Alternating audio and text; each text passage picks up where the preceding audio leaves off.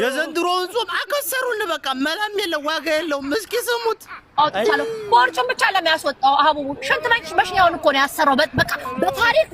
የሚያስብል ጉድ ማለት ነው እኔ ሰጥቷውን ቀይሯል ነው እንትኑን አሰርቷል ሽንት መሽኛውን ትልቅ አስደርጉታል ጮማውን አውጥቶ ከሆዱ እኮ እቃው ላይ ነው እኮ ያደረገው እሱም እኮ አርግ ያለው የሚያሳፍር ነገር የለም አይ ወንድ ልጅ መከራ አይ ወንድ ልጅ ፈተና ምን ነው ከጮማውን አስወጥቶ ከንትኑ ለጠፈው አስቀጠልከው ምን ታርጋንተማ ተሰቃየው እኔ የሚገርመኝ ለፍቼ አንድ ወር ሙሉ ጾም ያሆነ ይር ደረሰስን መክሰሪያ ነው በቃ ምንም ጾሙ ከስሯል በቃ እኔ ያዝካላ ዘንድ ወላሂ አላህ አለም ስንቱን ሰማሁት ስንቱን አዲያመኩት እኔ እኮ በሰምምነት ለምን የክርስቲያኑም የሙስሊሙም ጾም ይሄንን የሰማችሁ ለምን ተደብቀን ሌላ ቦታ አንጾም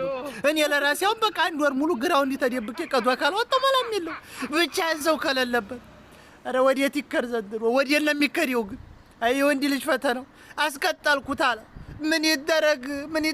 አነሰ ሲያንስ ምን ይደረግ እሱ ማለከረ ግን ከባድ ነው